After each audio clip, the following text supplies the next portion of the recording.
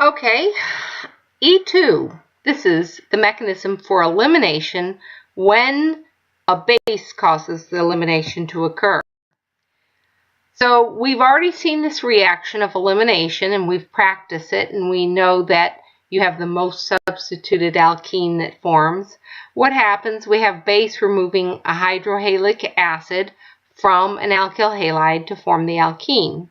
And we've seen this already several times. What we're going to look at now is how does this form. We already know the more substituted alkene forms, but we want to look at the mechanism in greater detail so we can determine whether an E or a Z arrangement occurs in the product, so we can understand why we have certain products only made.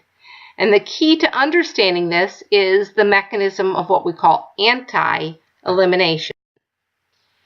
In E2, we call it E2 because it is elimination and bimolecular. So the 2 stands for 2 things in the transition state.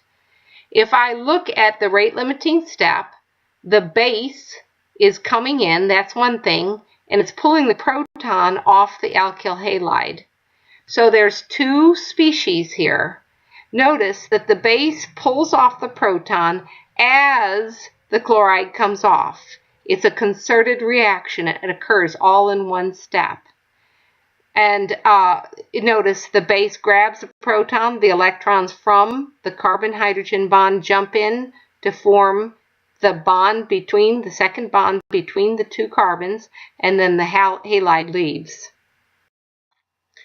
If we look at the orbitals that are in the elimination mechanism, we can understand why the mechanism occurs the way that it does. Both of these carbons are sp3 carbons, and so here is the sp3 orbital bonding to the hydrogen, and the base is going to be plucking it off. And here is the chlorine bound to this carbon in an sp3 orbital. What is going to happen is these 2 orbitals are going to be changing into p orbitals and giving some of their s character to the other sp3 orbitals, and they've got to line up so that they can become these 2 p orbitals. So when elimination occurs in the transition state, you must have this hydrogen and the chlorine lining up in the same plane so that their orbitals line up to form the pi bond. If you don't have this lineup, you're going to have a very high energy transition state. So the lineup's required for the reaction to go at a reasonable pace. What we also find is that the hydrogen and the chlorine end up being opposite each other during the transition state. This is called anti-elimination. See, the base comes in, grabs the hydrogen. Here's the planar arrangement, but notice the hydrogen and the chlorine are on opposite sides of that plane. This is what almost always occurs in elimination in E2, and this is called antiperiplanar, and this is really because of the energy of the transition state being lower when you have a staggered arrangement. If they're anti and in the same plane, then the bonds end up being staggered, and you already know that that's lower energy. If I line them up in the same plane on the same side as over here, we end up having bonds that are eclipsed, and you know that's higher energy. So what we find is the reaction tends to go almost all the time in this anti-periplanar mechanism. There are some occasions where you get syn elimination, but it's not really very common, and it's usually only where there's some kind of geometry that prevents the anti from going ahead. So the only way that elimination can occur is through a syn arrangement. So when we go to look at reactions, we look for an anti arrangement to figure out what type of product forms. Here's a reaction profile for the E2, and because it's bimolecular, it's concerted in a single step. There's no intermediate. And what is a transition state? Where the base is beginning to form the bond to the hydrogen, and this bond to the carbon is beginning to break, the double bond's beginning to form, and the chloride is in the process of leaving. The rate equation is rate equals the K constant times the concentration of the alkyl halide and the base. Notice you've got both of those in the transition state, and so both are in the rate equation. So the concentration of the alkyl halide and the concentration of the base determine the rate of the reaction, but also the characteristics of the alkyl halide and the characteristics of the base will be very important in determining the rate. So this E2 mechanism is stereospecific. So if I have my compound lined up like this, it cannot have elimination until it rotates around and you get the antiperiplanar arrangement. This is going to put the groups in specific arrangement to each other.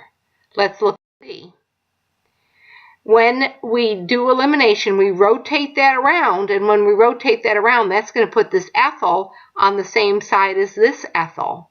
So when base comes in and removes this, and you get antiperiplanar arrangement, you're going to get this a compound in which both ethyls are on the same side, and the methyl and the hydrogen are on the other side.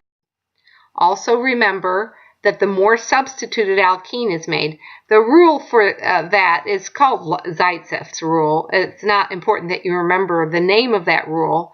What's important is that you know that the primary product made is a more substituted alkene. When cyclohexene is made, we can see the antiperiplanar arrangement being required. Notice that if you have your chlorine in an axial position, it's going to put an adjacent hydrogen axial, and so then we can have E2. Notice how it's antiperiplanar in this compound. This is antiperiplanar, and you get the alkene forming easily there. If it's in an equatorial position, you cannot get the antiperiplanar reaction, and this conformation doesn't react. Well, this is going to matter when we look at some other compounds. If we look at this compound here, I would see that the bromine and the deuterium are going to be syn to each other all the time. When they're planar, they can't be anti. So when elimination occurs, you're going to remove this bromine with this hydrogen because they can be anti. This is a very strong base, so this strong base causes elimination. And so now we end up with a deuterium in that place. So this is evidence that we have this antiperiplanar mechanism occurring. This is a picture of that same compound. And if you look at it, you can see the bromine is down, the hydrogen is up. They can eliminate, but the bromine cannot eliminate with the deuterium. Even if we flip it over to this side, you can see it's still not where it can be lined up in the same plane and have that antiperiplanar arrangement. So you only will eliminate when it can get into the antiperiplanar arrangement. So now I want you to try this compound. Try to figure out what product is made when you have this compound treated with base and it undergoes an E2 reaction. Notice it's right now in a syn arrangement. You're going to have to turn it so it's going to be in an antiperiplanar arrangement to figure out what compound forms. Okay, I rotated the compound so that it is now in the antiperiplanar arrangement. You can see now the ethyl and the ethyl are on the same time, and the methyl are on the same side.